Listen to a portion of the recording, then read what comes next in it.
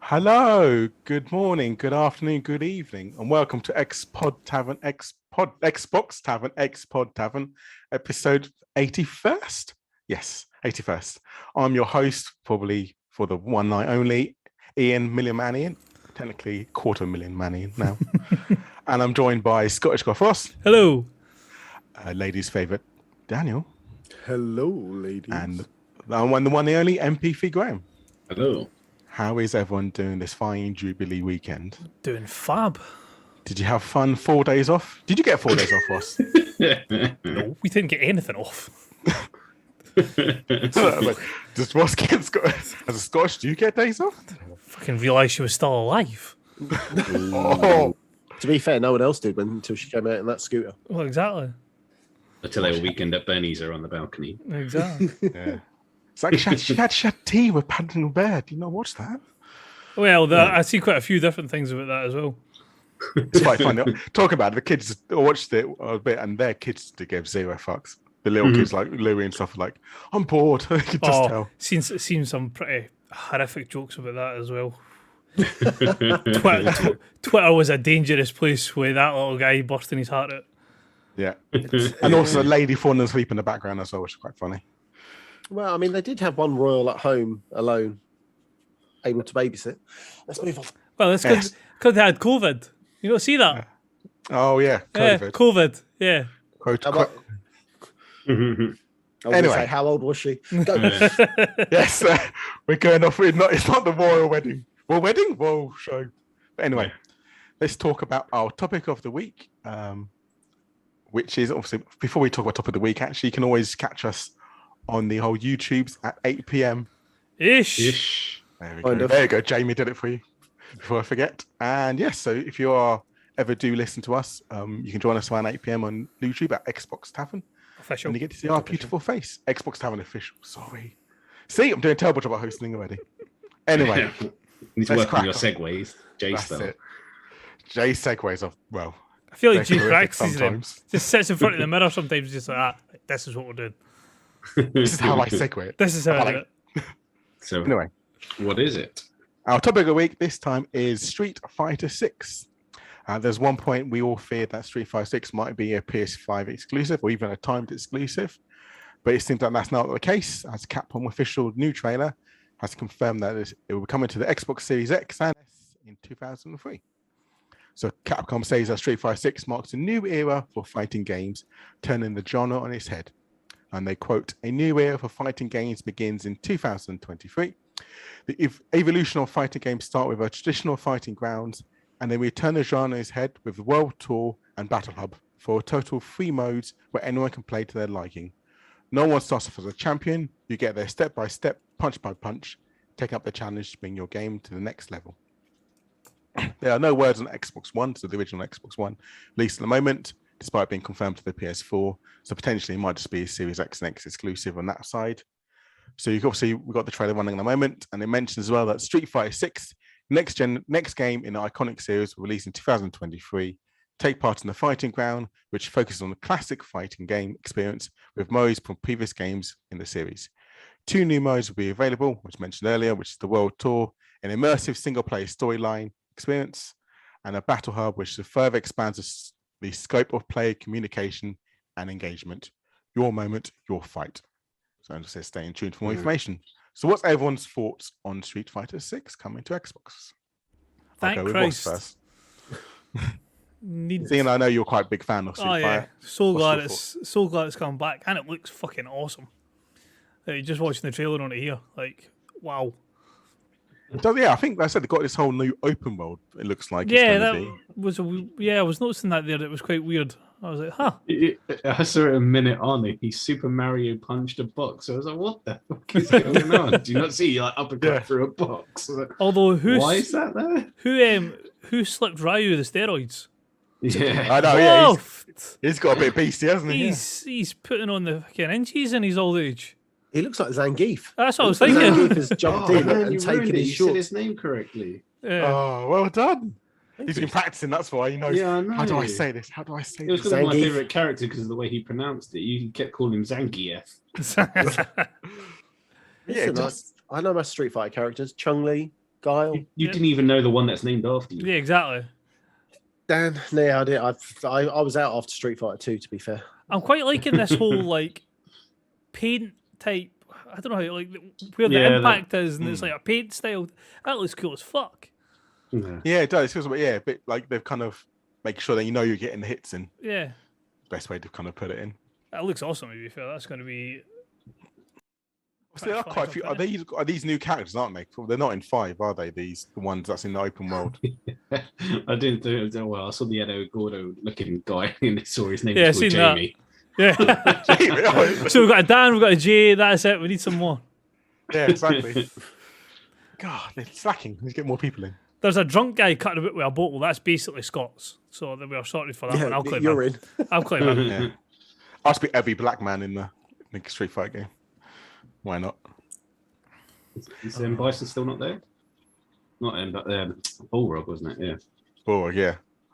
So speaking of Street Fighter, what is everyone's favorite character in Street Fighter? What's their go-to Start with when they're Dan. playing? Start with Dan. Dan, who's yours? So just because I knew their moves easier, I preferred Ken and Ryu. However, I was partial to a bit of Guile with his nice long legs. And obviously, Gale didn't have long legs. Oh, I like long legs. Guile was the American guy. I'm with the glad nice when Yeah. Dan yeah, first. his legs were quite long, so he could always Alright. do it. He could always kick you from. You can always wrap his leg around your Yeah, head. exactly. Really get I think. Do you know what? Fuck you lot. And then one of his special moves were a lot easier to kind of do His and legs were achieve long. because his legs were like. Do you know what? I just Oh. why am I? Talk about long mean, The legs. thing is, One, though, you got Vega, he's got super long legs and he slides. And then you got Dalsim. I was gonna say stretches Dalsim. his He legs stretches to like legs. 3 times the size. Yes, but That's- I'm going to the. Okay, you're saying Dowsin because he's whatever. Just I'm out. I'm just talking about the main character. The main body's a character, and I know the other guy was whatever. Fine. That's fine. What about you, Graham? Usually I pick Ryu because he's got immense thighs. His visor. Beastie. The Ken and Ryu are just the typical sort of mainstays of long range and short range kind of attack moves. They're the best ones to master and generally quite mean spirited next to your one anyway. Go on, Yeah. say who you're gonna pick. Oh, well, mine will always be the King, E Honda. God, can't beat him. I did when the newer ones. I did like a bit of C Viper, but she was all right. But I always go back to E Honda because I think just his slaps were just iconically overpowered. And then when they kind of nerfed it, it was still kind of overpowered because anytime anyone come near you, you still get slapped. And obviously, but yeah, perfect. And also some of these combos where you can actually dive into the person and then start slapping straight away. Get those combos done right. Chef kiss. And then Ross. Ross, if you say Ken and Ryu, fuck's sake. No, I've got a bit more originality. My favourite character was Blanca. I loved playing as Blanca. Obviously, you've got your defence, so if somebody gets close, turning a shock, hits them down, obviously throwing yourself across the screen. Yeah, Blanca was my guy, even all the way right up until like even the more recent ones where like it went proper cartoony with the graphics. I know it was cartoon to begin with, but you know what I mean, with the exaggerations and things like that. And then another character that I liked, and I'm thinking back to Street Fighter 2 days, that you didn't play as him, but you fought him, was Sagat. Just with like his Muay Thai style. He was pretty cool. I'm hoping this new Also, Street Fighter. another person with long legs. I was going to say, Yeah. he's got long legs. I had a better justification though, because he did Muay Thai, not because he's got really long legs. Okay. Wow. I do hope in this kind of version they do bring out like the maximum characters can be, because sometimes they like take a few characters out. Yeah. I'm hoping that actually, like, even if DLC something, they put every single character into the kind of universe, because that'd be kind of brilliant. Like a one big, everyone's in there. It's not just, oh, here's a few we're going to put in. We're going to keep some food back and maybe not make them or add them as paid DLC. How would you like to unlock? Do you like the idea of kind of going through the missions and unlocking them, or would you rather go back to the old style where it was just the 6 or 8? I can't even remember the exact number. And then as you kind of progress, you'd unlock another one. You unlock them. That? You unlock them as you beat them. Yeah. So do you prefer that style? That's what I would have. I would have it that you had to beat them to unlock them. Yeah, I think that would make it a bit more fun. I think if you can, or maybe even like 2 ways. Like, I wouldn't want to encourage payment, but maybe there's a way you can unlock them all by just beating them or playing for the story mode. And then if you did want to just quickly get everyone out to play, when you've got friends around, you can just pay for it to get everyone unlocked. Yeah. But then I don't know why they don't ever go for that paid. So yes, obviously nowadays it's all about the paid model and trying to get every penny out of the customer. Why not have kind of like exaggerated costumes? So like King could have had the American flag style costume, and all that type of stuff. It'd be brilliant. I mean, I think gold and hot pants for you, yeah. Hot pants. And with the big shades as well, the big 80s shades. I think with something like Street Fighter, you could definitely get away with that, because like if you think of like individual characters, how many different things you could do with it. Because obviously, so like, you just seen in the trailer there with Ryu, like obviously his gi is like ripped to shreds, whereas in the originals it was pristine white and everything like that. So there's like just one alternative look you could have for him. Flip it to like this, he's got is it I always get mixed up. Is it Dark Ryu or Evil Ryu they call him? Evil Ryu. Evil Ryu. So have it like a flip of that, so that he's got that outfit as well. I know it's different characters, but you know what I mean. And then you've got Bison you could do with different things. So have Bison's sort of military uniform that he usually wears. Even if you have E Honda dressed as a car. You can have E Honda dressed as a car. I was going to say, even if you want to if you want to be properly tongue in cheek about it, have Bison in his like house coat. With the whole, to you, it was the biggest day of your life. To me, it was just a Tuesday for the fantastic film. Have something like that. So I think with Street Fighter, you've got the scope to do that sort of thing. And then use that as your microtransactions if you want. Yeah. And it's probably easier to do that, isn't it? To mock up a... Well, I think people would do that, because I know there's some people who just love cosmetics. So they'll definitely sell. Yeah. I mean, that's the thing. Like, so see... In this type of game, I would be inclined to buy skins, because sometimes like your character you like how your character looks a specific way. Yeah. Not foreskin stand though. So I would just that's the type of thing I would do for that, and then use the playthrough system to unlock all the characters that are in it. But then I suppose with the playthrough system, you'll kind of limit in how many players or how many characters you could have in it, because otherwise you're going to make the game fucking impossible. And depending on the number of characters, you might have to have 3 or 4 variants of storylines for it to capture every person that you want to unlock. No, definitely, true. Cool. Well, Street Fighter coming 2023. Most of us are excited. I think I'll definitely be picking up.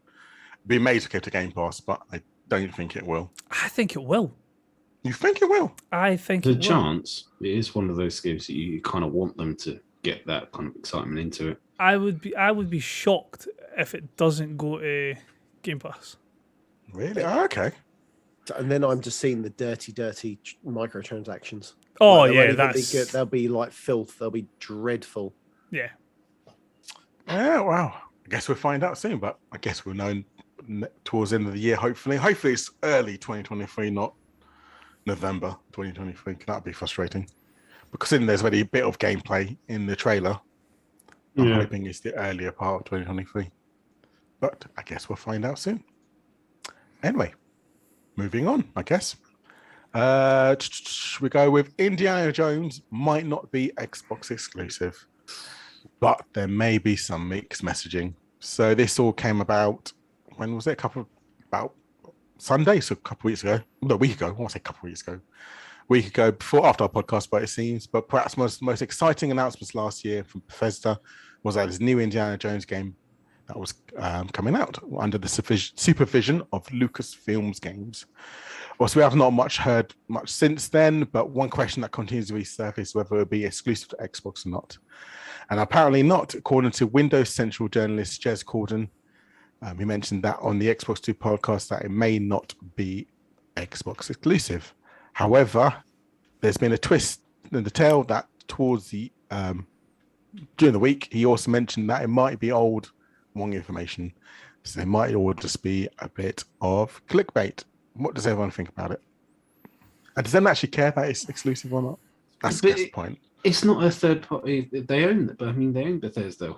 Yeah. Making it exclusive is pointless if they own the brand, because obviously they're getting money from PlayStation people to buy their stuff.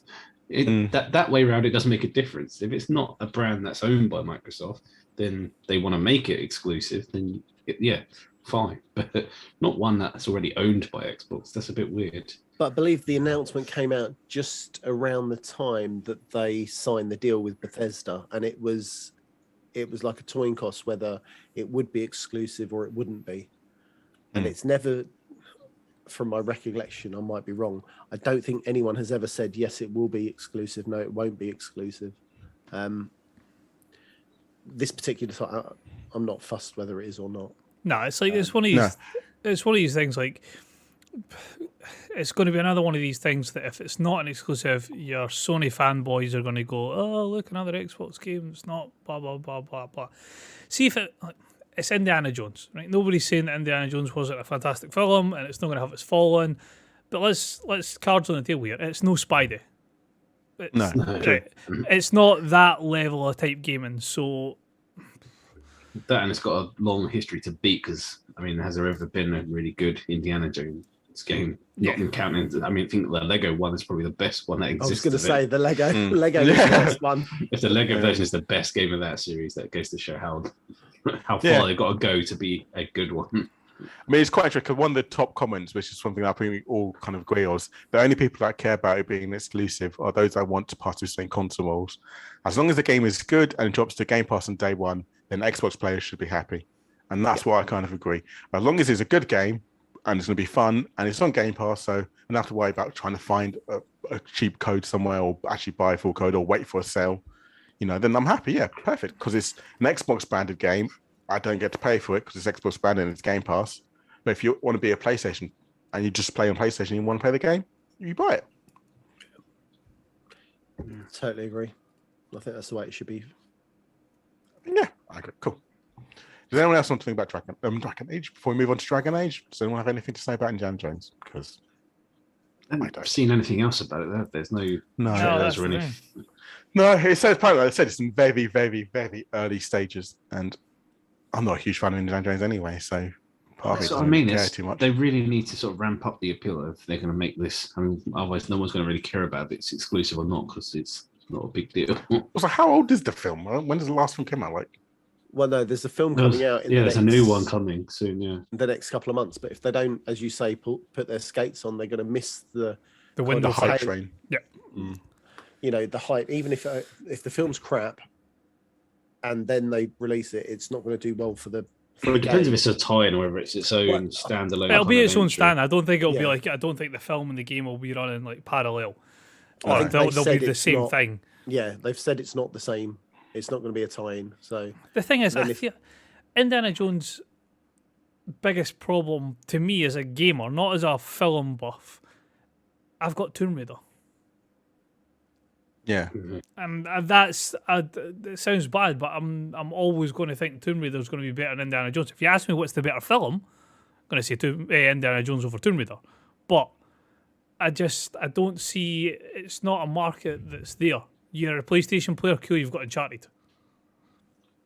True. So I mean, it's got a lot of things to crack to try and make it memorable. Yeah. Generic white man in Uncharted versus generic white man in Indiana Jones. Yeah. The only difference is you're fighting against Nazis and Indiana Jones, and that's it. And you have a hat. And you have a hat and a whip. If the hat doesn't fall off, then it's not a good game. Exactly. I want him to every fight, if he goes, he has to go for a fight, and if hat falls off, he has to pick it up and then fight again. You can't fight without having a hat on. Automatic lose. Game over. You lost your Yeah. hat. Well, anyway, Ross, do you want to do some plugs before we move on to the next question? I will quite happily plug for you. Go on, plug away before we go on to Dragon Age. So, if you are a fan of the show and you want to support us, the best place that you can do that is on patreon.com/Xbox Tavern.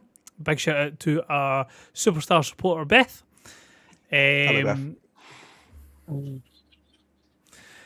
Apple Podcasts, rate and reviews. I'm sure Dan has put it 100 times in different things. 5 stars will get us more exposure. More exposure gets us to more ears.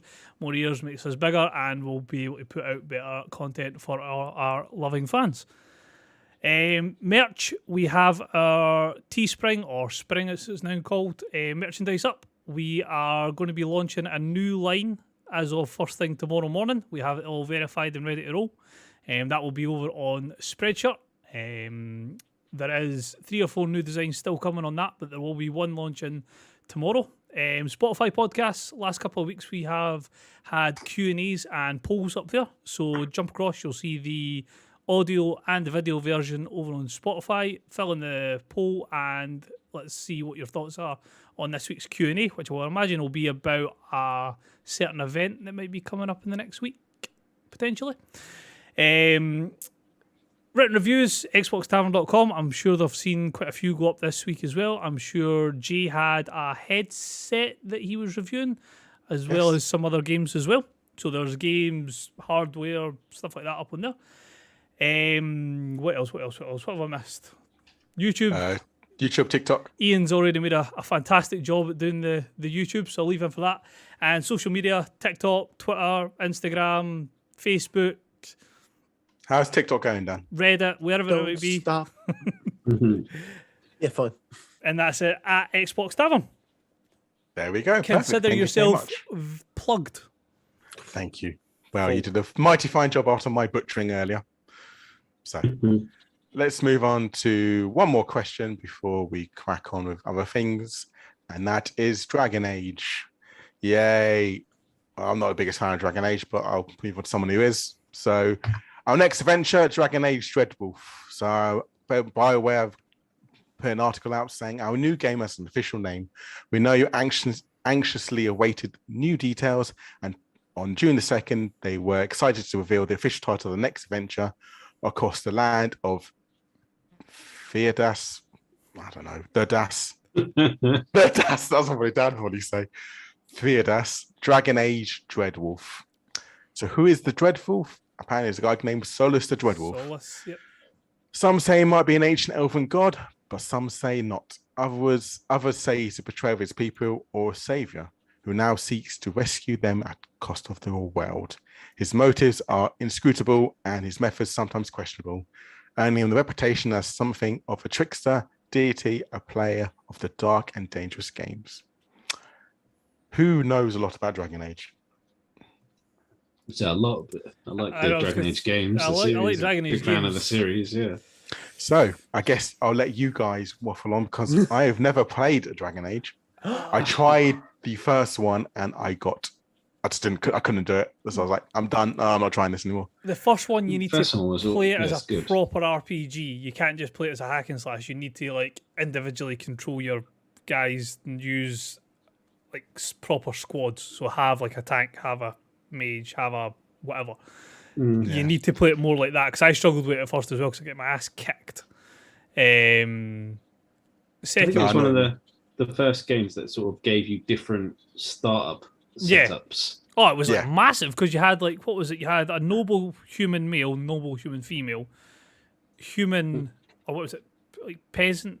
Human, I mean, the various, it wasn't just guff, like a backstory thing. They kind of went a bit to town on that to make sure it's like a different each time. Yeah, like so. Yeah, when do you remember that thing they did? If you didn't play them and you want to play Inquisition first, you had to go to the website and do a massive like. Yeah, that's fantastic. To be fair, if you ever actually like, if you want to get into Inquisition, and then obviously this next one that follows on for Inquisition, but you've never played it, the way that they do the interactive story is so you have to like go online, don't you? Yeah, you have to go online. Doing it.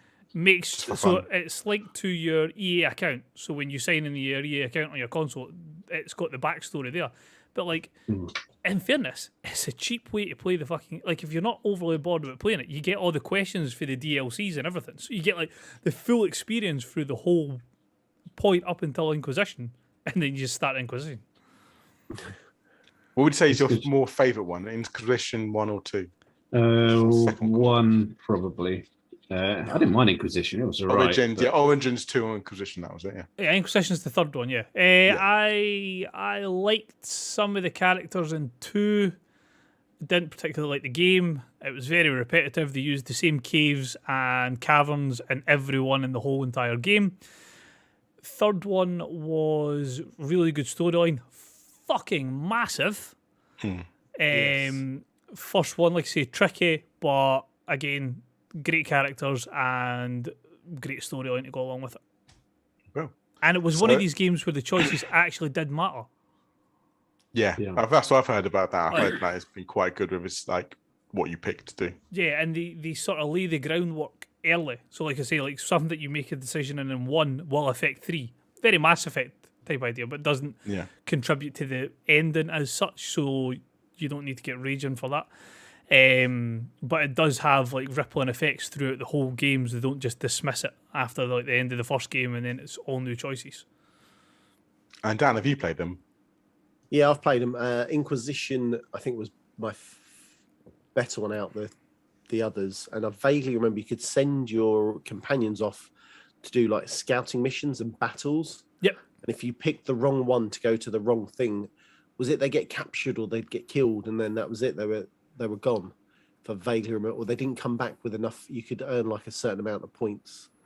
Oh, okay. I vaguely remember. Yeah, but I preferred the newer one. I'll say the newer one, just because it was more refined. Perfect. Well, they do mention that more Dragon Age Red Wolf later in the year. They mentioned that we suspect you have questions and they'll be answered in time. While the game won't be released this year, we're growing closer to the next adventure. Rest assured, Solus is placing its pieces on the board as we speak. That's all we have for now. We hope knowing the official title has sparked some intrigue, as we'll be talking about the game later this year. So I imagine it will be showcased maybe at the Game of the Year in December. Well, I doubt Gamescom's too quick. Yeah, it'll be a later in the year one. So I mean, we've not even. I think we've seen very small bits about it. I haven't seen any trailers or anything. Have you? I've seen a. I'm sure I've seen one. I don't think I've seen it since it was Red Wolf, but they've definitely shown something. Yeah. I don't remember seeing it just yet. So hopefully maybe I might actually finally play a Dragon Age properly. Maybe this one might actually get me to actually do something. Well, we'll see. I say that, but then I said that about Witcher and I haven't started Witcher, so who knows? Put it like this, if you need to play Witcher before you ever play fucking Dragon Age. And our final topic question of the week, which is poor Jay doesn't get to answer this, is Sonic Frontiers, the open world gameplay. Now, I could rant about Sonic being open world because for me, Sonic should always and only be 2D and should never go 3D. I don't think I've any liked any of the 3D ones, but all the 2D ones where it's all side scrolling, they're perfect. But let's talk about Sonic Frontiers. So there came out a gameplay trailer of 7 minutes of gameplay. Did anyone actually watch it? Watch about 5 seconds. Yeah, you didn't really miss much, to be fair. So the footage, we got an article here where it said yesterday's footage was perhaps the most notable, rather muted art style Sega's opted for this time around within the game. At least we have so far seen places Sonic in the realistic world that feels close to the sodden boulder pocket hills of Death Stranded. And it does the color blast of Sonic's backdrop of the old. We get to see some more expansive landscapes in Sega's newly shaded 7 minutes of Sonic Frontier gameplay trailer, with bulk of the footage focusing on leisurely exploring as Sonic roams around, solving puzzles to unlock new elements of the world. There's no date yet of when it arrives, but apparently it's arriving later this year. Is anyone actually going to pick it up or play? I know Jamie probably won't because he took about 2 years to complete Sonic Mania. I don't think he can help himself. I think he'll do it anyway, just because the fact it's Sonic. But true. He's not taken with it at the moment, though, is he? No, I think he said that the most recent ones that he had seen, he was a wee bit happier with. I'm more intrigued in the Origins. That's just a remake of 1, 2, and 3. Not the remake; it's just nicely coloured shadings, definitely. But yeah, I think for me, I still probably pick. I'll probably maybe pick up if it's on a sale or if it goes to Game Pass, which I doubt it will. But any game go to Game Pass, never know these days. But yeah, for me, it just doesn't feel like it's Sonic. But again, I know it's Sonic because he can run around and it's all open world, and he can kind of grind. But for me, it should always be point A to point B, and as fast as you can, not run around really fast and do what you want. But yes, everyone's different. But again, they're trying something different. It might actually be a lot of fun. You don't know, because this time they're actually saying you can go anywhere you want as Sonic. So that small clip. Go on, Graham. Sorry. No, I'm just saying that's just what they're after. They've seen Mario crack it with their kind of 3D based games, and they just so hard want to crack something with Sonic. But the issue with Sonic is he's made to go fast. And going fast with that kind of 3D base, hard to get that blended right. That's what I was going to say. I was like, Mario obviously successfully did 3D from being a 2D side to side. And that's why I was thinking, I'm very much the same as you. And I was like, if I'm playing Sonic, I want to be able to hold the controller right and just know when I've got to hit the jump button. Yeah. And that's how I want to play Sonic. But I can see why they want to try and do like a Mario Odyssey and make it big, open world type idea and still have the same aspects. But as Gray's saying, it's very hard to go fast in 3D. Exactly, because again, he goes so ridiculously fast. How you can't really balance that. But I guess we'll find out hopefully more when it does come out, or if they. I mean, the gameplay looks. I mean, it looks pretty. Doesn't get me wrong, but yeah, for me, I prefer my side-scrolling aspects. So yeah, there we go. Well, okay. Anyone else got anything to say before we move on to our topic? The topic, what's it called? Game of the year. Thank you. Let's get to it. Let's get to it. So, as you know, we started a couple weeks ago. We're going to go through all the Game of the Year history, starting from the beginning when Xbox launched. Well, first was 2002. We're going through all the years of all games we liked and what we played. So this year is 2005. This podcast is 2005. Jamie went for Fahrenheit. Brilliant game. It's from the same makers that did Heavy Rain and the other one, which I can't think of, Beyond Two Souls. So both fantastic games. That's a fantastic game. It's a good choice, Jamie. And we'll start with Daniel. What did you pick, Daniel, son? I've done a U and picked 2, which I go for it. You can always do that. So I went with the first. Well, I say the first COD. So COD 2, Call of Duty 2. I just remember playing it over and over again with a mate. First, I guess, gaming experience online for me. So it was great fun playing the multiplayer maps, trying to kill either my mate or being on the same team. Enjoyed that. But I guess pipping it would be Condemned Criminal Origins, which scared the absolute bejesus out of me. Having all the jump scares as these criminally insane people are out, jumping out, trying to get you. And there you are with your melee weapon of choice. Bashing their heads. Wasn't it? Yeah. Oh, yeah. It was great fun. Really enjoyed it. So those are, I might sway more to Condemned just because it scared the absolute shit out of me. Condemned was fucking terrifying. Oh, it was. It was. Yeah, it was. Like I said, the jump scare. I mean, they were jump scare. Well, mind you, it was the product of the time, but it was all jump scare. It was just jump scare. It wasn't psychological. It was just someone there, someone chasing you. But yeah, Amazing. Loved it. Perfect. There was no chill to that game. No, no. Yeah, there was when you turned it off. Yeah. And did you pick up a 360 when it was released in December that year, or did you have to wait a bit? I picked one up. What did I do? I went into my local game store and I think I asked. This is really bad. asked about the PlayStation 3 when it was coming out. They said, "Oh, there isn't any coming out. There's this over here." And I was like, "Oh yeah, I picked that up," and then picked up like 3 or 4 games, and off I went. There you go. That was it, and that's how my Xbox love affair started. Amazing. And next up, Rossy Poo. What did you go for? I am going for the original, the one that started it all off with my love affair, and it was Forza Motorsport. Ah, good choice. Good choice. Oh, just well, it is what it is. Best, I would say, simulation racer that's on the market, even current day. Obviously, I was talking, I think it was last week or the week before, I was saying about Project Gotham, how great that was, and then Forza just sort of took it up another notch.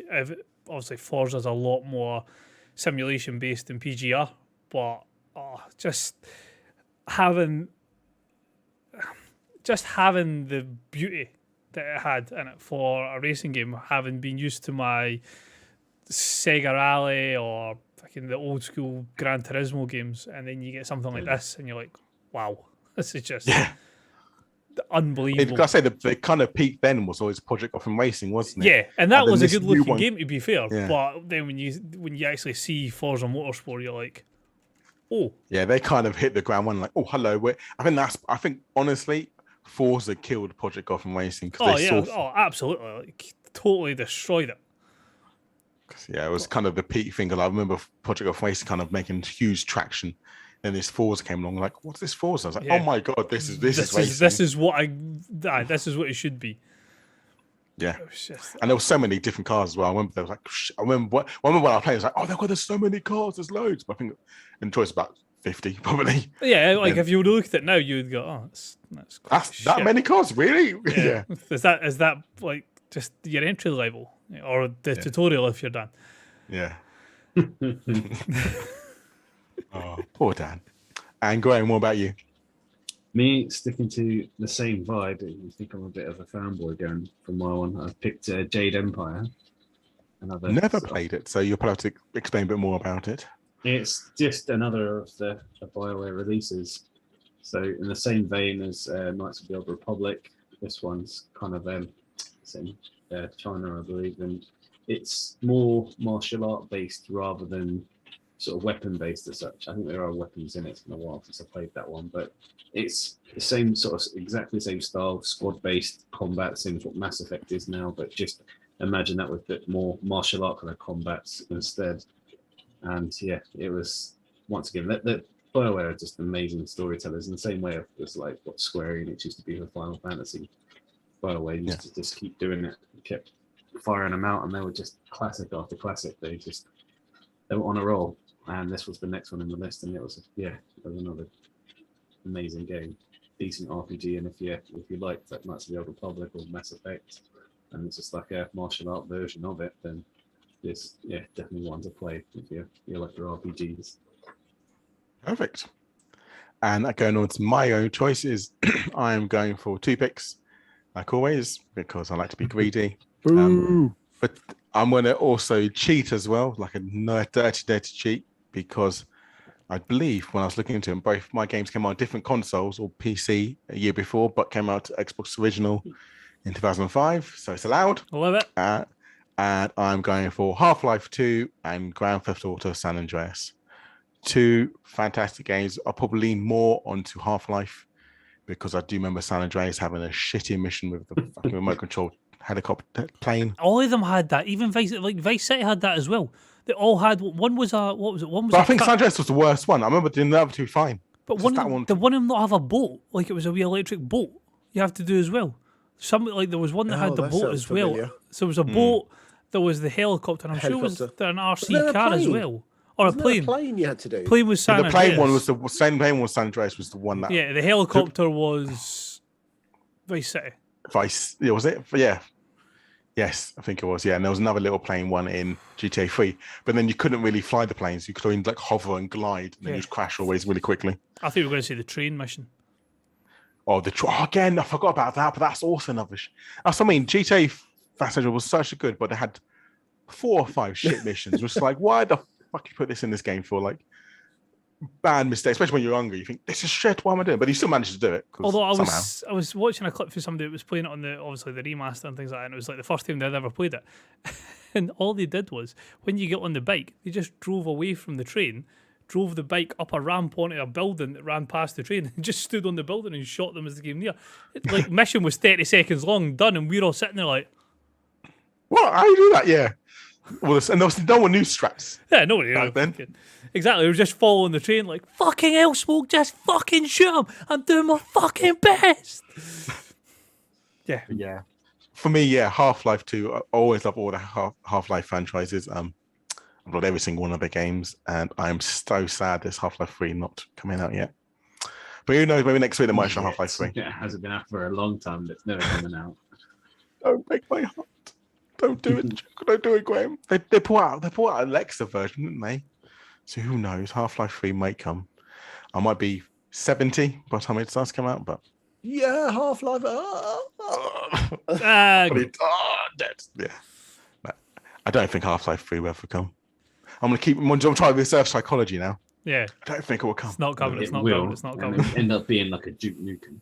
Long awaited. God, that was shit. I remember that. It was so much hype, and then no, this is the most shittest game I've played ever.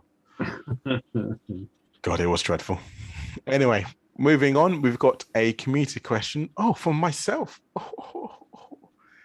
Because we know the showcase is next week, I thought I'll ask the question, and because I've got hosting powers, what do we all want to see from the showcase next week? Because unfortunately, I won't be able to make it for the watch along, so I thought I'd ask it now. What do we all want to see? I guess I'll go first so I can take out the answer straight away. And for me, it has to be Starfield gameplay. If they don't show Starfield gameplay, I'm going to say this is practically going to be a failed showcase. They've got to lead or end with Starfield gameplay. I'll probably lean more on lead with Starfield gameplay to get everyone hyped up, because if you're going to have it at the end, everyone's like, come on, show Starfield. They're going to show Starfield throughout the whole show. So I think they need to kick it off with Starfield gameplay, or at least something Starfield orientated. I think they'll end. I totally agree with you. Like, Starfield needs to be shown. It doesn't matter what it is, as long as it's gameplay and not. Has to be gameplay. It can't be a CGI trailer or anything like that. It could be the space exploration, so it doesn't even need to be like the combat and shit like that. It just needs to be from the game, not a fucking in-game engine type shit.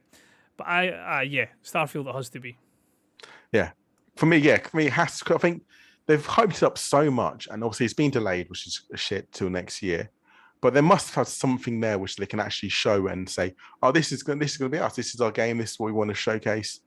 And I think if they don't show that, I think it's going to be a failure of a show. Everyone's going to be ranting and raving, "Oh, where's no Starfield? Starfield's trash. They're can't even show it." So I think they have to show some Starfield. The other thing I would like as well, ideally, would be maybe some GoldenEye, because the achievement list came out like start of the year. No such thing as GoldenEye game. Nothing. Doesn't exist. What are we talking about? So hopefully that comes. But what about you, Graham? What do you want to see? I would like to see an update to Saints Row, being as that's supposed to be coming later this year. It's one that, I've loved the series. I've sort of completed all the series so far, and they wanted to do a whole new thing with this one. And so, eagerly awaiting it. And so just want to see a bit more of what it's about, what's going to happen, and just something, Is it still being released in August, or has it got delayed again? Can't remember. Not sure, if I'm honest. I think there was rumors of delay, whether it actually has happened or not. Because it went quiet, didn't it? It was quick. That's what I mean. It's super quiet. Because they were talking about it all, and then it's like, oh, let's have a look. Yeah, it said August this year is going to come out. So they've got to show something. That's like 2 months' time. They have to at least show something. Yeah. It'd be interesting to see what they do. Actually, maybe some better gameplay trailer. Yeah, well, the last one that they put out was all about a wingsuit that looked cool as fuck. Yeah, it did. Most of those games are erratically nuts. Yeah. So it's just I wouldn't mind seeing some of pull it back a little bit, make it semi-serious again, or whether they're still going to take the sort of. Yeah, because they always have those wacky guns, don't they, or something ridiculous like Shrink Ray or something like that. But that was because it was in like a virtual reality dildo, thing. It was a dubstep gun kind of thing. But that's what I mean. Oh, yeah. But that's, I mean, that they're kind of eccentric. But it's whether they pull it back or keep it that level of sort of eccentric. Because the first one was semi-serious, wasn't it? Oh yeah, no, it was very It was. Like, you were just trying to get into a gang and gang wars, yeah. Yeah. So and then infiltrate different gangs, and then you were so the first one was quite serious. It still had elements of sort of wackiness to it. Yeah, but I would be quite happy if they went back to that. Because that's what I mean. Pull it back to that level of half serious, half wacky. That had a nice balance to it. No, definitely, yeah. Wouldn't that be kind of good way? Yeah, of course, we might get a bit of gameplay, but maybe some actual storyline to kind of get you a bit more intrigued of who the characters are or what you're going to actually be doing. They were very too character heavy on some of the games because they just kept going on about Gat all the time. And although he is kind of a cool character, they just did so much. It was all focused around kind of him. Yeah, they made a game. Didn't it bring a game out with him? Get out of hell or something. Hell. Yeah, it wasn't. Yeah, you don't play as him. You're just trying to rescue him. Kind of okay, that's it. Yeah. But yeah. No, I think. Go on. No, I was just saying, it would just be good to see how they sort of, whether they're going to carry on with those kind of characters, whether it's going to be brand new from afresh or, what they're going to do. That's something that's why I'm eagerly awaiting to see what they're going to do with it. Do we know is it got any like co-op or multiplayer in it? Oh, it must do. It will definitely be co-op. Yeah. There's no way they could go back on it now. No, that'd be quite cool actually if it does have some kind of co-op, some proper co-op elements. Like you can actually go through the whole storyline together. Yeah, you could do that on the one before. That's what we did. Yeah. So hopefully they keep that trend going on. Yeah. Shamedly, me and Jay are the super dildo fucking one of them. You couldn't not. It's one of the weapons and say, we just they've got at least hopefully that comes back just for you and Jay. Just on top of vending machines with dildos. Gladiator style. Yeah, it was just to see who could win. But yeah, I mean, they have to keep that in. The online co-op bit was amazing. It's one of those games you have to sort of, if you can, you have to play it online co-op just because it's great fun. I will. And what do you want to see?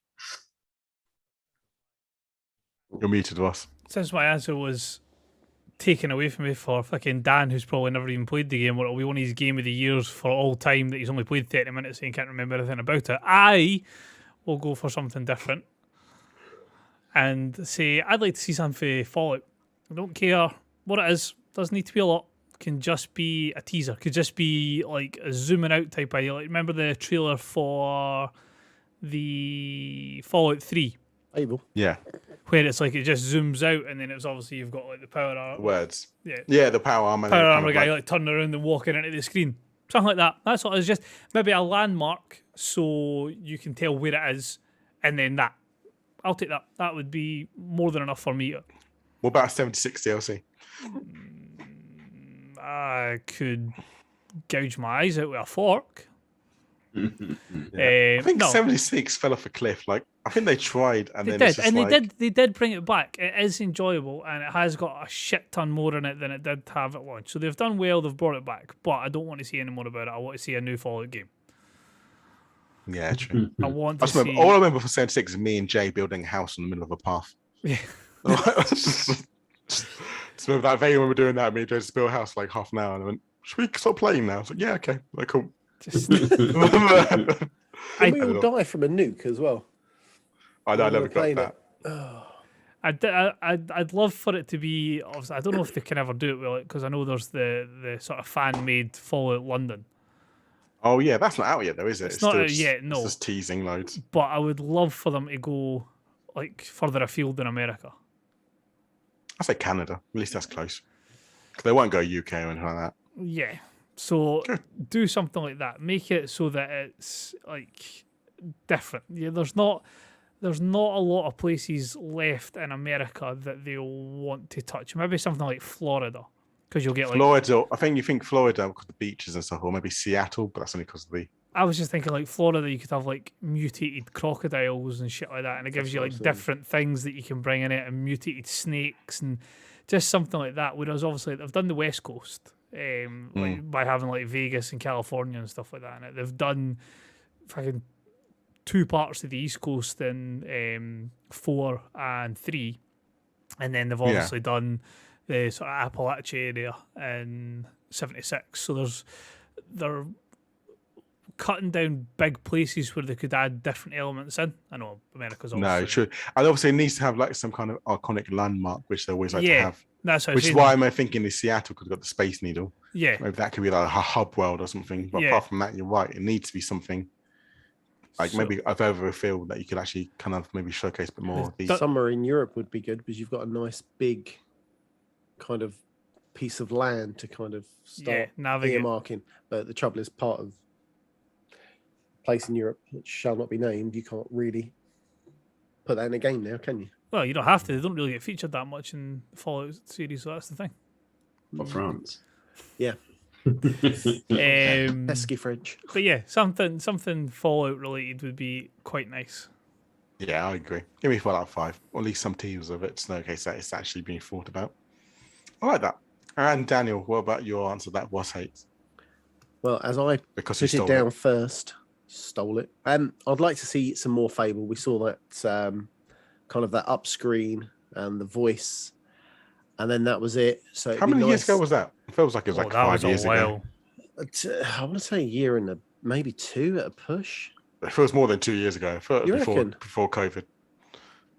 Maybe I'm wrong, but it just feels ages ago. Maybe because the trouble with COVID, I've got no idea what last year was. It's just everything's all mishmashed and melded into one. But to see some gameplay, maybe to have a surprise. Oh, it's coming out. Would be nice. Will we see it? Probably not. I do hope if we do see anything Fable, it's just pure Xbox Series X and X. Like don't backdate. Like don't go back the way. That's they can't afford to go back the way on big first party games nowadays. I don't think. Well, this would be cloud anyway, if you think about it. Well, yeah, so you could be cloud, but it's still you have to play on the Series X or X to get the best version. If they do Xbox One, I think it'd be a bad move. No, I don't think. I wouldn't even want it to be cloud. Because are the Series X and X exclusives? Can you play them on cloud? I think every Microsoft exclusive game is via the cloud. If I'm correct. So the first game to say that it was an Xbox One wasn't to be the last. Xbox One game was Microsoft Flight Sim, wasn't it? That was the last one that was Xbox One. All the others have been S and X. I think with supply lines and everything else, and now the workaround of the cloud, you can now slowly start going, do you know what? This console is gone. Yeah. So I'm hoping, like I said, it'd be nice if they do go. Like, I'm hoping they show more games that's just going to be pure Series X and S. Yeah, I think they need to go now with the times, not go. Because I feel if they go Xbox One and Xbox Series, it's going to be going back on yourself. Well, that's the thing. Was Twitter not gone bananas the other day about what was it they were saying that by Xbox having games on the Series S and the Series X, that they were always going to be behind PlayStation because they had to make their games playable on the Series S. And I was like, what? Is this more powerful than the PlayStation? What are you on about? I was like, that's just ridiculous. You can make a game that has different fidelities in it without compromising the game. And they still look great and still play great. Yeah. But people get too hyped up on the actual graphics and how one thing got 1 pixel better, where focus on the gameplay more than anything. Well, yeah, it could look beautiful and play like a load of shite. What was that? Was it Detroit Becomes Too Human? Mm-hmm. Where it looked really good, but essentially the game was a walking sim. Yeah, it was a lot of choose your own adventure style. It was quite fun. Don't get me wrong. Don't get me wrong. It was a great game, but it wasn't taxing. Like it was one of these things. There's one of these things. It's like if these Unreal showcases. You're like, oh wow, that looks absolutely fantastic. Cool. Add that in with explosions, human controls. Make it so that it's either first party, third party in regards to that. So like first person, third person, so that you can see what they're doing. Things that you swap between during the game, and tell me if it looks as good and runs as smoothly with all of that factored in. Yeah. Interesting. Fair enough. Yeah. Well, we'll see. I mean, hopefully we get some more fun. Might do, well, obviously the guys will do a bingo version, and hopefully we see Jamie get drunk again. He says and fall asleep. He says he's not on the rum, but he might have a beer. If anyone missed it, I think we have to find it. I can't remember what podcast number it was, but Jay fell asleep. What was that? E3? That was E3. Yeah, Wasn't that when he was there going, "Oh, guys, my computer's not working"? We're like, and he fell asleep. Yeah, exactly. So I was texting. No, you weren't. You were sleeping. Because I remember I made the conference. I didn't make the podcast that week, and yeah, it was. Yeah, I made both. That was a big mistake. I should have done the same as Jay and just tend to fall asleep. I'll be doing both. Oh, well, good luck. Unfortunately, I won't be able to make it because I'm predisposed, but I'm sure it's going to be a good fun one. Dan will know to only make half it because Dan. It won't be allowed. Yeah. Exactly. Anyway, won't be tied up. Well, I could. Oh, wow. Anyway, moving on. Project Game Pass. Another month done. Another game completed. Well, have we completed it all? So our Game Pass for May was Trek to Yomi. With a resounding yes. Did you complete the game, Graham? I didn't complete it. No. Ross? Didn't complete it. Me? I didn't complete it. Dan, did you complete it? Of course I did. I said. Oh my! What? Oh my! Dan's the only one who completed the game. I feel disgusted. My completion. There we go. After shocking, we didn't complete the game, but Dan did. Hey, pigs were flying next. Yeah. So I'll let you, Dan. I'll let you lead all this topic. How did you find it? Did you enjoy it? Yes or no? Thumbs up. Yes, enjoyed it. It's a thumbs up. My gripe is the fact that you had to read the text throughout the game, which broke the immersion ever so slightly. I had to read. Yeah, so as the characters telling you or going through the story, conversing with other characters and so on, it's text only because they're speaking in Japanese. So it is kind of taking you out of the game, especially as you've got to fight and then read the poxy text at the same time. So for that, it took me out, but I enjoyed the game. Yes, some people say it was a one-trick pony, hack and slash, and that was it. But for what it was, I enjoyed it, and the style and everything else was awesome. Yeah, I think for me I did play a couple of chapters, and I also did play at WASD, but I just found it a bit repetitive. And after a while, I was like, do I really want to play this, or do I want to play something else? And I leaned more to playing something else. So it didn't kind of hold my kind of like attention. I feel like sometimes, especially with a game like this, it needs to have a good storyline, something like, oh, what's happened next? Yeah. I didn't really find it with this. I found it was just like, next level. Oh, same again, dodge, hit, hit, and parry, hit. And that's kind of the way I felt for the whole game. Was like, I played for like a couple of chapters, like, yeah, kind of done with this now, because like, it's good fun, don't get me wrong. It's not, I wouldn't say it's good fun, it's fun, and that's it. But it's fun for a bit, and then you just move on to something else because it just felt a bit repetitive, and I think the storyline didn't really hold me enough. What about you, Ross? How much did you get done? I can't remember how far it was I got it, but I was very much the same. It was like, this is great. I'm really enjoying it for the first X amount of time. Like the first wee bit where you're doing your training, you do like the wee tutorial.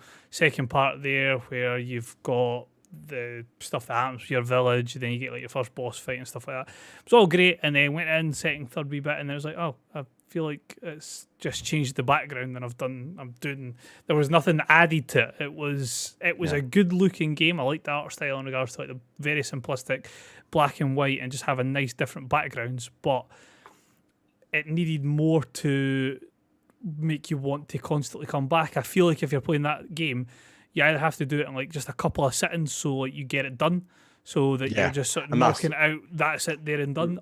I think that's what I did. I played it too spaced out. So I was like, that's what I played a bit, and it was like, okay, this is the same. And you go back and it's like, this feels like the same. What's going on? Yeah. And you kind of forget what's happening in the story. Yeah. And I felt like I couldn't bring myself back to it. And I was like, oh, so yeah. So I think if I'd have maybe sat down in one time and played it from beginning to end, I would have probably highly recommended it. But because it didn't do enough to make me want to run back to it, I'm still giving it a thumbs up because I did really like what I played of it. But if I could recommend it, it would be try and finish it maybe in 1 or 2 sittings. It's not a massive game. What would we say, about 6.5 hours or something?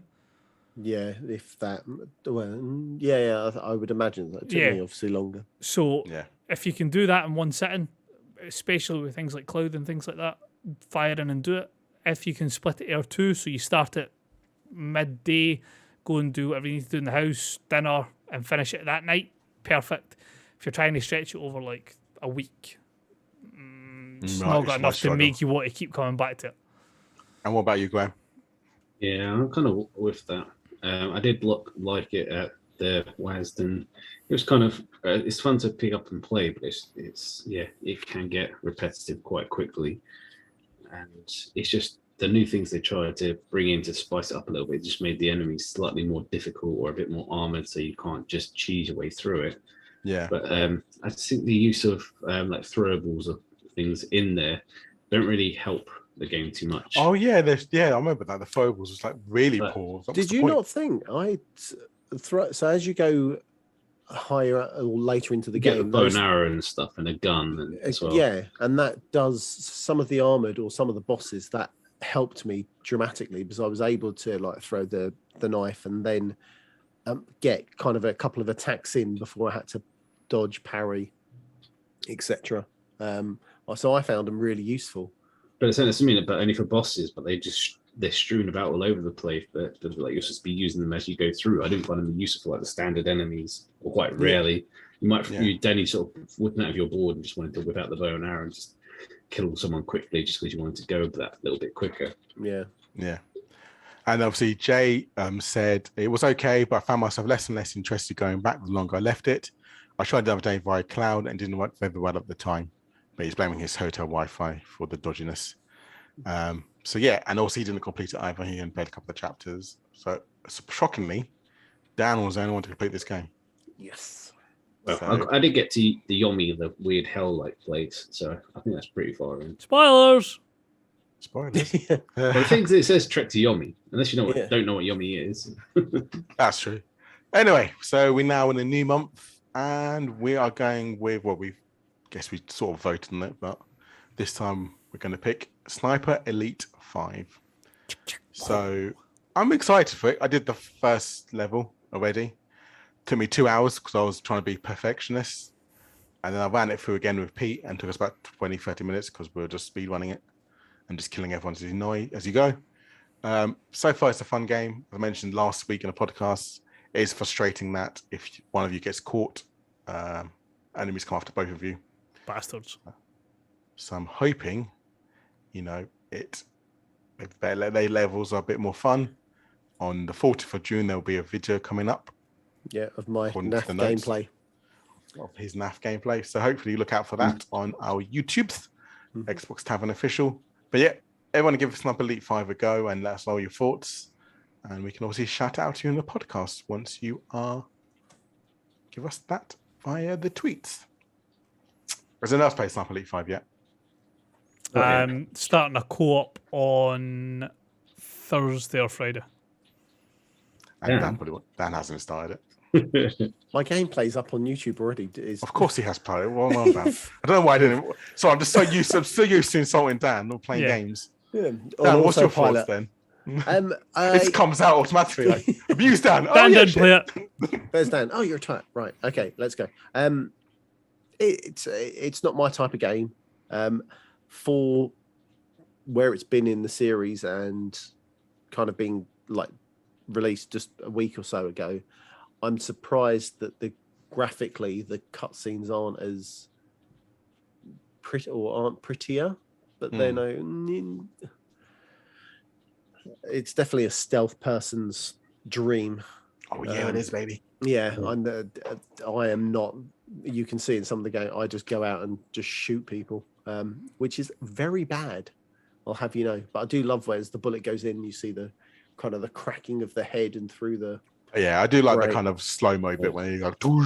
Yeah, or through the leg or the. You're not alone, Dan. There's no way I'm playing this with any stealth. No, I can help it. Yeah, I mean, I don't blame you because I did the first level completely stealth and I got annoyed. So I think moving on, I think I did the second level for a bit and I was like, if I got caught, I didn't really care too much. I was like, okay, I'll just kill you really quickly instead and hide. And if you hide long enough, they don't come after you after a while. Ah, nice. Because it gives you a little triangle, doesn't it, where they think you are. Yeah, which is quite cool on the mini map.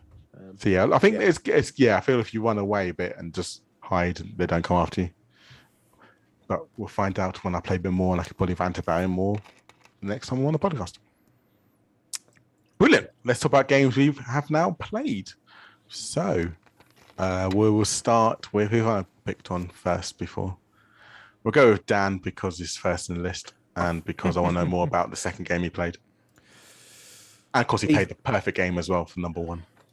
To be fair, I talked about the first game before, so I'm going to talk about this one. It's not an Xbox game, don't kill me, but I was using my backbone, so it's kind of Xbox-ish related.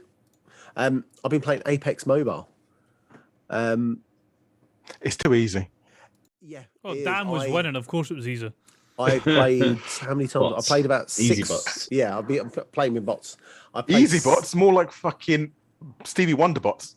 I've played, let me think, about 7 matches, and I've only lost 1. And the one I lost, I got to the second round and just got annihilated because I was being stupid. And the children were kind of talking to me, and I was not concentrating at all. But it is far too easy. I had a 3-on-1 in one of my games and managed to kill them all and win. I'm annoyed because this game could have had, I don't want to say cross progression, but you could have had some sort of link between this and the main game and the PC I feel if game. they did that, I think everyone would just play the mobile version to unlock everything and then go into the normal version. Possibly, but even taking over or taking across your skins, you know, just I would have been happy with that. The fact that you got to play it to unlock a character, and it's the main body of, I can't even remember now off the top of my head. The main body is 7, and then 1 extra one that I don't think I've seen before. So as you go up the battle pass, which you have to rebuy if you want to do this on mobile, you'll get some characters, but as you kind of progress level 1, 2, 3, you'll unlock Lifeline, then you'll unlock someone else, and then you'll unlock Pathfinder, etc., etc. I think to start with, you have Octane and Bloodhound. See, I thought only Bloodhound, but then I didn't look down because Octane's on the second line. But yeah, it's okay. It's enjoyable for 20 minutes. And then playing it with obviously a controller or something attached to your phone makes it a damn sight easier than doing touch controls. I agree. Like I say, I did the touch controls, and it's like even that was easy, but I might need to try with my Kishi. Yeah, try it. And then I like the fact that you can auto pick up and all that stuff as well. So it's been good. It's been enjoyable. There's not much more to really say about it. Like I said, just let me take my skins over. God's sake, how ridiculous. You can play in third person, which is quite fun as well. Do you know what? I haven't tried that. So I suppose peeking around the corner and stuff like that's a lot easier. Yeah, it makes like Fortnite-esque without building. But... Okay, I might. I might try that then. I might try that, but yeah, I'm happy with what I can do. Glad having fun with it.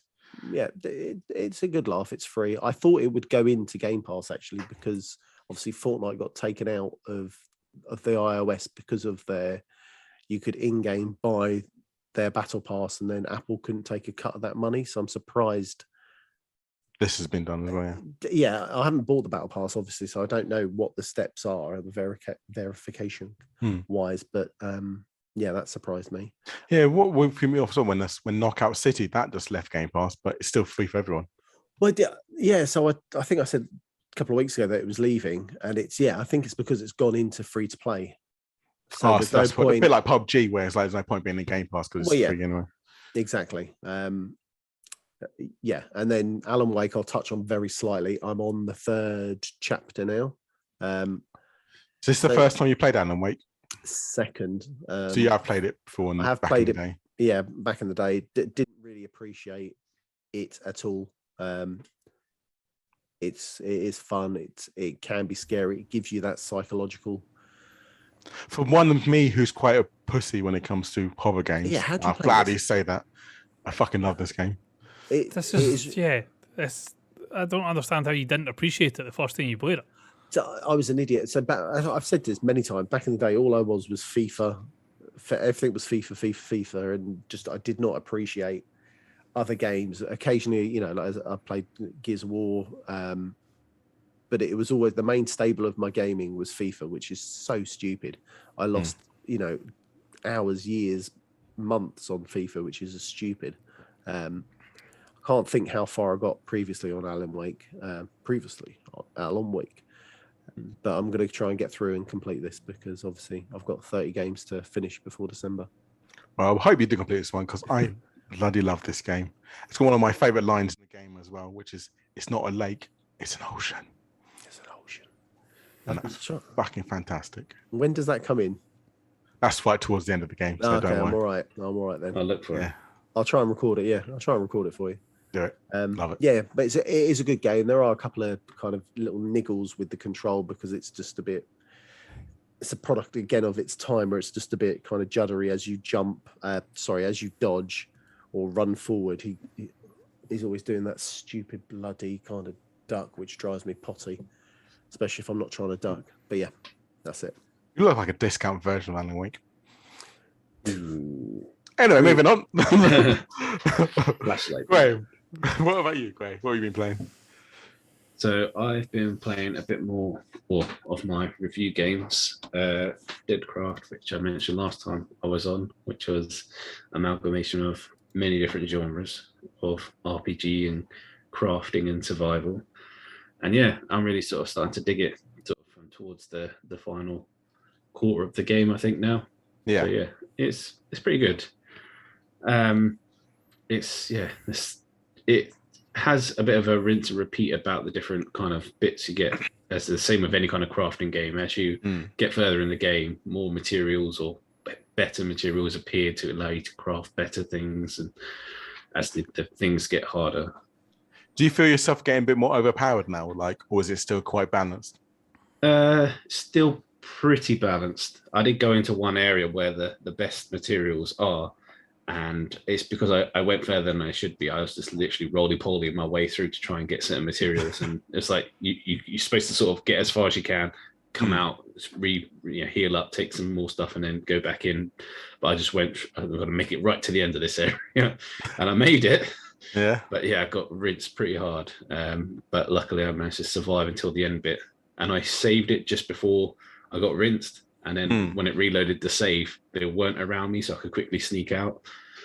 Oh, okay, that's quite clever. But yeah, it's definitely sort of ramping up a little bit more. But that's because I haven't crafted all the best stuff you get to sort of combat it. But I'm at that point. But yeah, no, they've kept it quite balanced all throughout, and yeah, I'm quite enjoying that one. Which I can't say too much about this other one. To be fair, I'm only sort of a couple of hours in. The game's called Vampire: The Masquerade Swan Song, and it has an interesting kind of trailer to it, which kind of lured me into it. Yeah. And it plays on the parts of game which you find interesting, which is like the conversation tweaks, where depending on your character's strengths, whether it's intelligence, whether it's analysis, or certain other mythical kind of skills where they can hide, or like certain different things that would affect the conversation. You can say certain things, and it's got a bit where you challenge them in certain conversation aspects, and whoever's got a higher rating has the chance to win the conversation and get more out of it. And that just seems quite appealing. But when you play the game itself, it's just a lot of general trotting around to different things that trigger conversations. Oh, okay. It didn't bring enough in to explain what the hell is going on. Or, so you're in this, there's sort of vampires are hidden. There's sort of no one knows about them because they go out their way to make sure things are hidden, and they do things professionally to make sure everything's all protected, and they've got codes and everything to make sure nothing bad happens. And if it does, then it gets shut down pretty quickly before word gets out. There's a code red, but no one explains what the code red is. There's a party which you kind of know, and you're with someone that helped sort out the party, and you just don't get told enough information from the start, so you're kind of a little bit confused going into it. And then the more people you talk to, the more you find out about the structure of the vampires. There's a prince, who's a female, but she's kind of the leader of the vampires. Oh my god, what? Yeah. Prince. Did you say a prince, not a princess? Prince is what it's called, the prince. Okay. And it's a female, so Not whatever. the prince. Fine. A prince. And I mean, they've just got names for certain things. I imagine it's kind of this vampire lore thing where you've got I can't remember what they're called now. It's the person that turned you into a vampire calls your liege or something, and then the one that you turn ends up being your child, which is like child with an E put on the end. It's just how that kind of works. Like, you know, you're the one that turned them, so they owe you, or they're your like minion as such. But it's just how you find out all about that. But it's so much to take in about the different structures, like, and a lot of reading. But yeah, the graphics are a bit mixed on it as well. It looks okay in the trailer, but when you actually sort of play the game, it looks very blocky-ish from sort of early 2000s. And one thing I couldn't forgive them for, which I was mentioning to Ian before the podcast bit, is even in their animations, I hate it when the hair flies through the face, like the animation, like things go through the body. I don't mind it when you're being an idiot playing the game and you spin around and do stupid, like jumping around and something's happened because it wasn't meant to do that. Usually it's like capes or anything. They fly through your legs or your body when they try and animate a cape. But when they're doing a cutscene and it's got hair and it's going through the face, how can you not see that in your own animation and stop that from happening? It just looks amateur when that kind of stuff happens. But yeah, I need to give it a few more hours to see if it actually does become a bit more impactful. But it's just, yeah, a lack of action, a lack of excitement at the moment. It's very, very slow. So hopefully it'll ramp us up a bit and kind of pulls you in a bit more, because I hate those games that start off really slow. They need to kind of push me in straight away if I'm going to stay around. Well, but I'm a couple of hours in and they're still barely out of first gear. Oh god!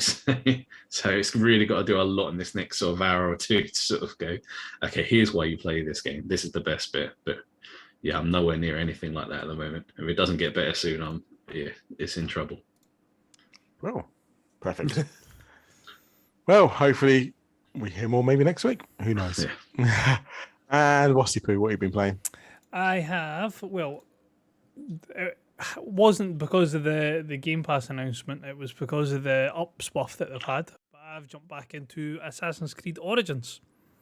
Is this the Egypt one? Yes, so this is the only one of the new iteration, sort of open world, big sprawling maps and things like this that I haven't completed. I see boats in the opening trailer. I'm out. So I couldn't. I don't know. I couldn't connect with Bayek the first time I tried to play it. I think I've got one of my saves. I'm up at like level 40, so I must have got quite a bit into it, but I don't remember it. So it must have been either skipping through it or underwhelming. Jump back in it now because it's now 4K 60 that is running it. Beautiful looking game. So it's been proper upspuff to the series. So it is. It runs beautifully. Just I think these sort of games. I think that was one of the big criticisms with Valhalla, that it was only 4K 30.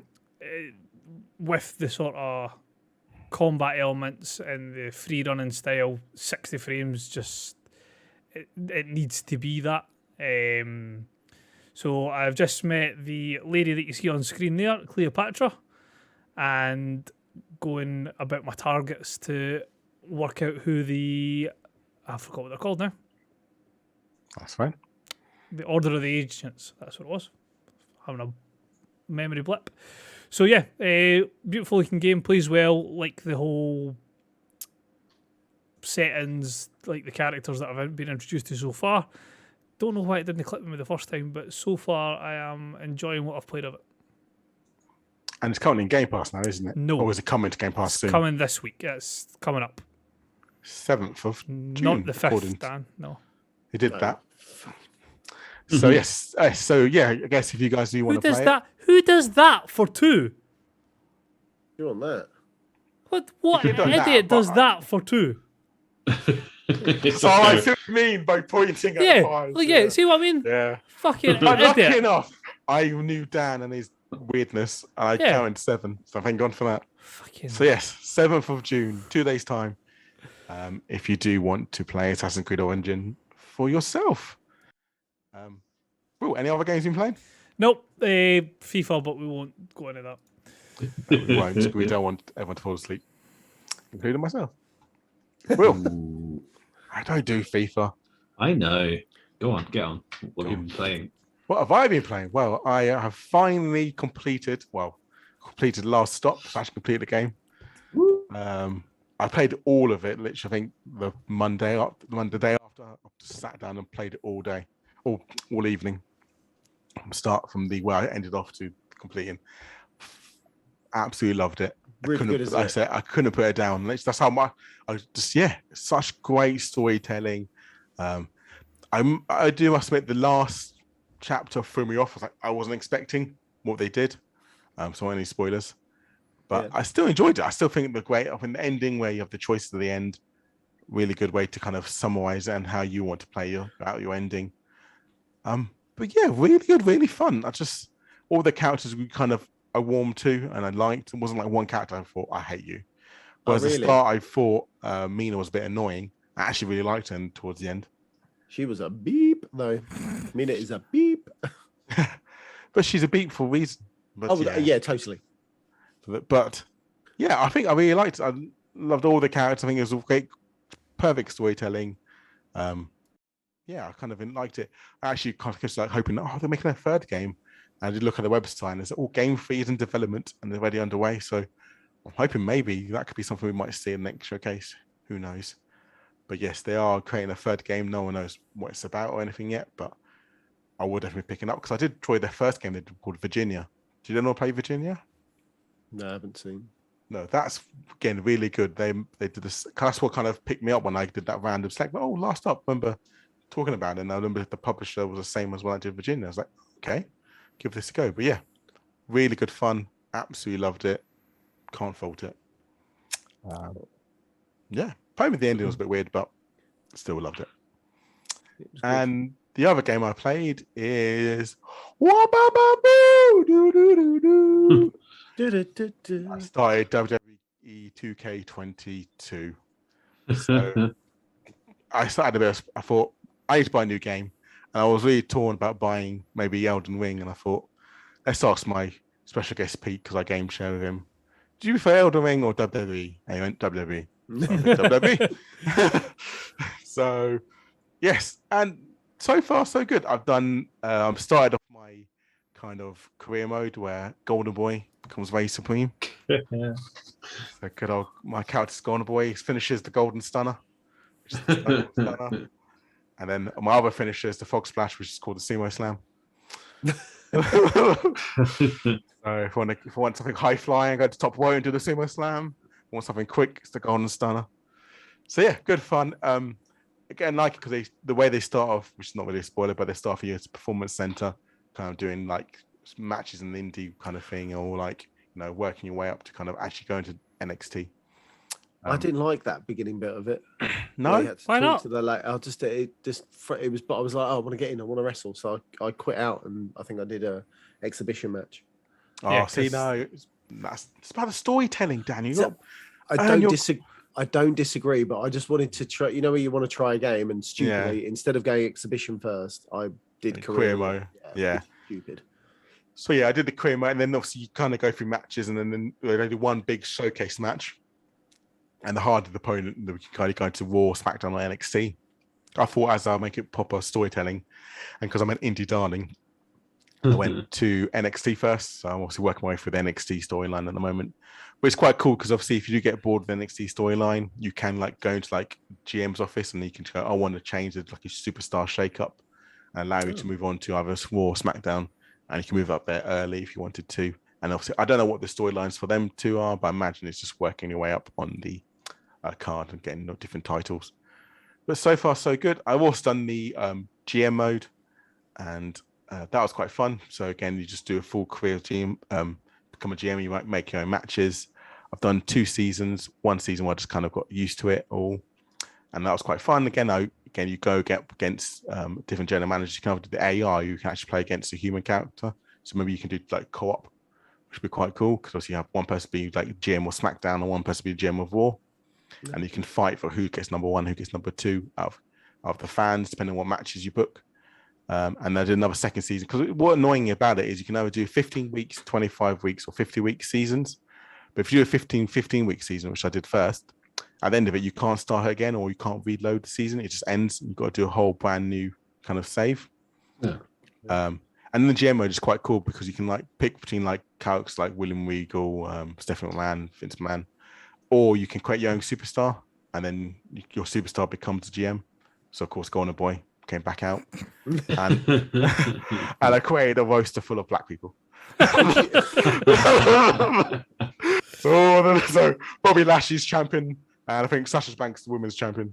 It's just so maybe quite lovely. Did you have to recreate Golden Boy for him to be the GM, or could you? Yeah, you have to create him again. That's a bit crap. So that's annoying. Yeah, so if you create a character in my wise, you got to create him again in the superstar bit. That's if you want. shite, isn't it? Yeah, so it's frustrating. It took me like a couple of hours to do like the first character, and it's like, got this all again. But lucky enough, I knew what I was picked before, so yeah, it went quite quickly. I didn't have to do any of the moves or anything because it's just your face really. You have to do all the. Whereas with the My Rise mode, I did all the moves, all the specials, all my entrances and stuff. Yeah. Whereas the one I did in the My Rise, I just did my character's face and that was it. Yeah, frustrating. So yeah, that is a frustrating thing. You can't carry over characters from My Rise to the thing. What's good about My Rise as well, which is like the career mode, you can do women's and men's. So it's not just purely like before where it's just or man, you can actually have a women character and or women's kind of storyline. So again, that'd be quite interesting to see what they do for that. That side of thing as the kind of the female My Rise, how they kind of which characters they have and what kind of feuds you get. I'm hoping they change the feuds up. I do want to maybe try that out, maybe create a female character and see if it's just not the same feuds but different people, if that makes sense. Yeah. So I hope they don't carry out the same complete storylines. Hopefully they're completely separate storylines. So yeah, so far I'm enjoying it. I'll give it a good thumbs up. I'm actually having fun with it. Surprising, so much better than 20. So much better than 20, but then that's not really that hard. No. And definitely much 100% better than Battlegrounds, and that was shocking as shit. So yeah, so far I'm enjoying it. Haven't had any weird bugs yet, which is breath of fresh air because in the first time I played 2K20, all the wipes disappeared. So it's not happened yet for me. So yeah, they're my games I've played. Cool. Boom. There we go. I guess we can start to wrap up now because we've been on for 88 minutes apparently. Oh. I think Dan's about to have a heart attack if we go on any longer. So you can via reviews by the team. If you go over to more to xboxtavern.com, we have plenty of reviews up at the moment. We've got reviews on KO the Kangaroo. We've also got a Turtle Beach Week on Air review and Silt review up. So have a look at that. Silt, was that another one that you've just picked up, Dan? I've just picked, from reading Jay's review, I've picked it up. I was going to say, was it not on Jay's word that you sort of went for this? Because I've seen something along the lines of, if this isn't good, and then some sort of explicit. So I think he's put, I think it's in the same vein as kind of Limbo and Inside. Yeah. So, I'm going to have a go and see what it's like. And considering James doesn't like anything to do with underwater, and it's given a good review, it must be something. But yeah, so go and have a look at that. We've got plenty more reviews coming up. I'm sure I'll do a review sooner or later. I just need to stop being busy in life. And once that happens, I'll be able to play. Stop changing your pictures in the background. You might have time to do one. You didn't do it this week. Didn't do it this week. Still Pickle a few. Pickle this week. I even commented on that before the podcast. Oh, I missed that. I was admiring your Agent 47 in the back. Yeah, I got Caustic there as well. And I saw. I some noticed Tetris. Yes. Boom. Anyway, new to Game Pass. What's what's happening all in Game Pass? We have. So, already out, there's 2 For Honor Marching Fire Edition, console, PC, and cloud. June 2nd, Ninja Gaiden Master Collection, console and PC. And then coming up this coming week, as we were saying, Assassin's Creed Origins, console, PC, and cloud. Chorus on, again, console, PC, cloud. I think nearly all of them are console, PC, cloud this month. Yeah, they're all pretty much. Disc Room, Space Lines from the Far Out, which is only console and PC. Shadowrun Trilogy, console edition. console, but it's to be decided if it's going to be coming elsewhere. And Escape Academy, which is the 21st and the 28th, respectively. Perfect, brilliant. And unfortunately, we have some games leaving us on the 15th, 16th of June. And they are Limbo, Worms Wumble, Darkest Dungeon, Dark Alliance, and Greedfall. Was that Greedfall the one you played, Graham? It was. It was good. But yeah, it just had some irritating catchphrases in there. He liked to tell everyone he was the legate. That's the one. I knew he had a title, but I couldn't remember what it was. The legate. He told everyone. I've never seen someone tell anyone the same thing except for that other game that you made us play, telling about his sister. He's searching for his sister. The one that what the light? Oh, Deadlight. Yeah. No, what was it? Dying Light. Yeah. My sister's missing. Oh, really? You haven't told us before? We haven't told us 6,000 times throughout the course of the whole fucking program. That kind of level of telling everyone, that's what I mean. The legate of the congregate told everyone, the world. I think for me, that it was good. Yeah, for me, the pick of that would be Limbo. I'm sure everyone's pretty much played Limbo. Yeah. So from that going on, if you haven't played Limbo, give it a go. It's been hard at times, but it's also quite a fun game. And from Graham, don't avoid Greedfall by the sounds of it. You were quite up on... you got enough time. It's quite a long game. Did you not say the DLC was pretty good for it as well? Yeah, it was all right. Didn't it take you ages to get to the DLC? Yeah. That's because it was extra. It was stuff on the end of it. So you had to get through all of it. You had to get quite a lot to it to get to that piece. Oh, okay. So it's like, a post-game kind of thing. Yeah, ish. Yeah, it was right towards the end. It was like the bit before you finish like the final mission. You know, don't play anything else before you do this bit. It was right before that piece. Cool. And Graham, what is Games with Gold, please? We have The Inner World, The Last Wind Monk, which is available now till June the 15th. Avon Colony, available from June the 1st to the 30th. Project High Rise Architects Edition, which is available from June the 16th to the July 15th. Super Meat Boy, which is available from June the 1st to the 15th. And Rascals, which is available June the 16th to the 30th. Perfect. And so, Jamie, you gooch sniffer. Apparently, I've got to say that. Thanks for tuning in, everyone. For more Xbox Tavern content, please follow us on Twitter and Facebook at Xbox Tavern. See all our written views on xboxtavern.com and check out our video content on the YouTube channel, which is Xbox Tavern Official. You also got our TikTok, which is Xbox Tavern, and don't stop. TikTok, don't stop. And yes, so you can follow me at Nutty Ray. You can follow Graham at Graham Reaper. You can follow Daniel at Talking about 80. And you can follow the Scottish man at Chaotic 8389. And you can follow Jamie at Enixan. And please just tweet Jamie, hello, I love you. And that's what your goal is for this week if you listen to the end. And any complaints, chocolate berry. Yeah, any complaints, chocolate berry 80. Yeah. And how luscious Guile's legs are. Just tweet. And how his tan is really dodgy as well. Yeah. In fairness, I'm not going to... Well, the thing is, though, like the faces decidedly like sort of orangey. It's like nice big pumpkins just being like popped on the head. I told you that few days in Cornwall has absolutely battered me. It's like you've been on the sunbed for like 20 hours. Yeah, exactly. Yeah. It's like I've just like turned into leather. Always just fake tanning. Bad. No, well, yeah, just those bits. Yeah. That's it. Why anyway. Not? Yes. Let's end this show. Anyway, thank you very much. I'm Nutty Ray. Goodbye. Take care. Be good to each other. I love you. Have fun. Bye.